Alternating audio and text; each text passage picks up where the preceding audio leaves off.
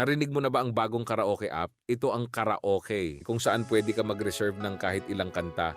Makikita mo sa kanan ang listahan ng mga naka-reserve na kanta na iyong pinili. At magmula sa pinakabagong kanta hanggang sa pinakaluma ay matatagpuan mo sa app na ito. At alam mo ba kung ano ang pinakamatamis sa lahat? Siyempre yung libre.